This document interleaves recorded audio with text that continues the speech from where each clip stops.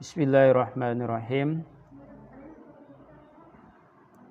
Wa yambagi li talibil ilmi ala yastagila bi syai'in akhar ghairal ilmi wa la yu'rida anil fikhi. Hendaknya seorang pelajar itu menyibukkan waktunya atau dirinya untuk senantiasa belajar dan tidak berpaling dari ilmu fikih. Nah, ada cerita Muhammad bin Hasan. Muhammad bin Hasan ini muridnya Imam Abu Hanifah, salah satu guru besar dalam mazhab Abu Hanifah. Muhammad bin Hasan berkata, sesungguhnya perbuatan seperti ini adalah dilakukan sejak masih di buayan hingga masuk ke liang lahat. Inna sinna ata'na hadhihi minal mahdi ilal lahdi. Sesungguhnya perbuatan kami, yaitu menuntut ilmu, itu dilakukan sejak kami masih di buayan hingga masuk ke liang lahat. Artinya ini majaz. Artinya sepanjang waktu oleh para ulama menggunakan waktunya itu hanya untuk menuntut ilmu. Mereka tidak menyia-nyiakan waktu, tidak membuang waktunya, karena mereka tahu setiap satuan waktu itu adalah sesuatu yang sangat berarti, sehingga dalam perputaran waktu itu harus terisi dengan ilmu. Harus menghasilkan apa? Ilmu. Sehingga wajar saja kalau kemudian mereka sukses di dalam belajar.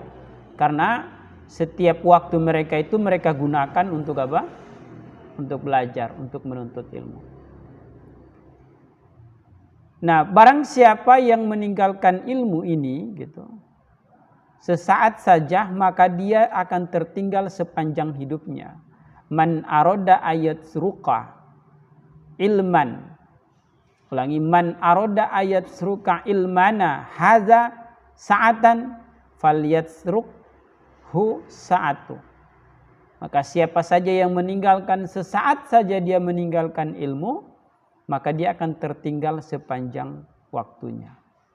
Jadi harusnya kalau kita nggak bisa hadir ngaji, itu kita nyesal. Karena apa? Kita ketinggal pelajaran. Kata Muhammad bin Hasan, kalau tertinggal, siapa saja yang tertinggal sesaat dari menuntut ilmu, maka sesungguhnya dia telah tertinggal sepanjang masanya. Gitu. Maka ada seorang ahli fikih, yaitu bernama Ibrahim ibnu Jarrah. Ibrahim ibnu Jarrah ini sempat mengunjungi atau menjenguk Abu Yusuf, yang merupakan ulama besar dari mazhab Hambali, mazhab Abu Hanifah, yang tengah sakit keras, dan dengan sakit itu dia akan wafat. Nah, di saat sakit yang sudah akan menghantarkan kepada kematiannya, lalu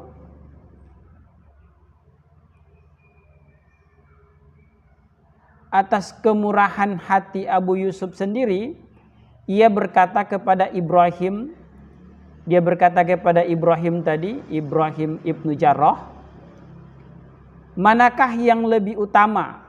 Kata beliau ini, manakah yang lebih utama, melempar jumroh dengan berkendaraan atau dengan berjalan kaki? Nah, beliau tanya. Ramyul jimar rakiban afdolu amri jalan. Apakah melempar jumroh dengan berkendaraan lebih utama atau dengan berjalan kaki?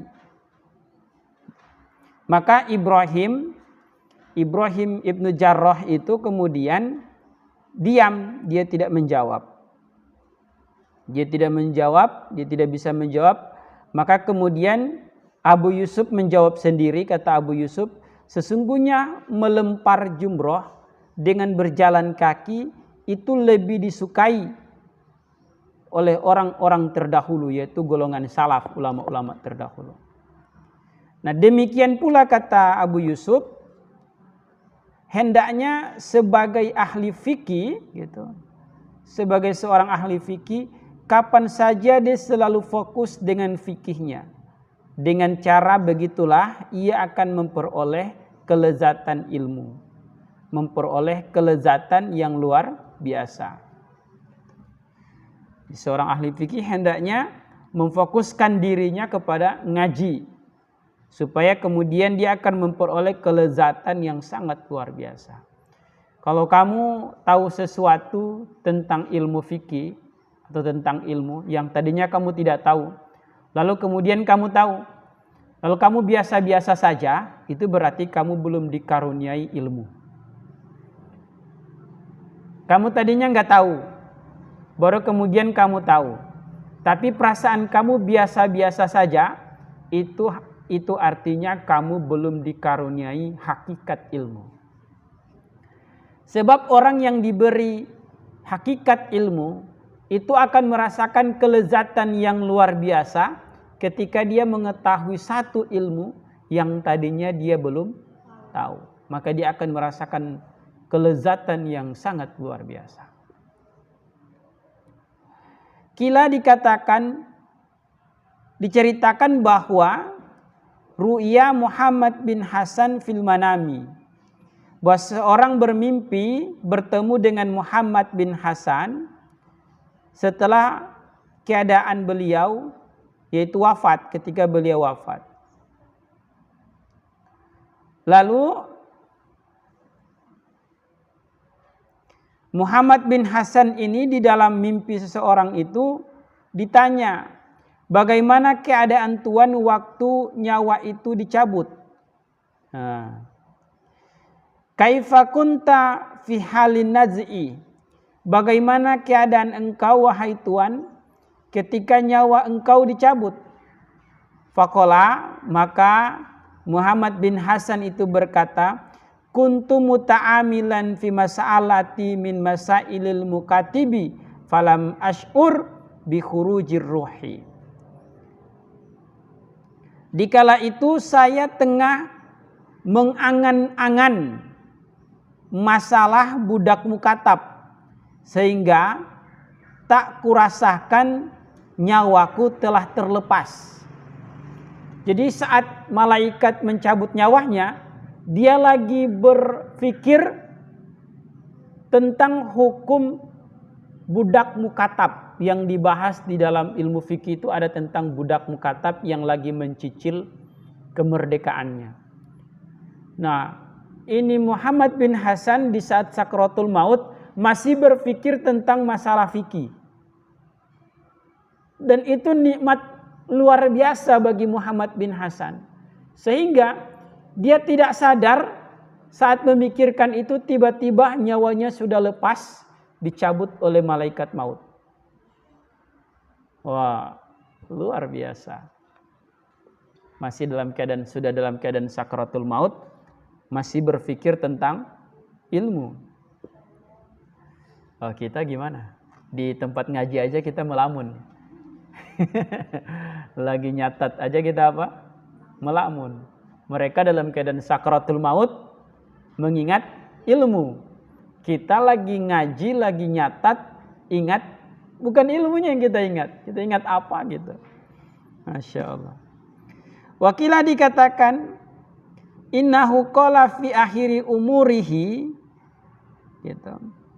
Ada yang bercerita bahwa di akhir hayatnya Muhammad bin Hasan, ia berkata begini, masalah-masalah mukatab menyibukkan diriku hingga tidak sempat menyiapkan diri dalam menghadapi hari ini. Beliau mengucapkan seperti itu karena beliau dalam keadaan bertawadu, rendah hati.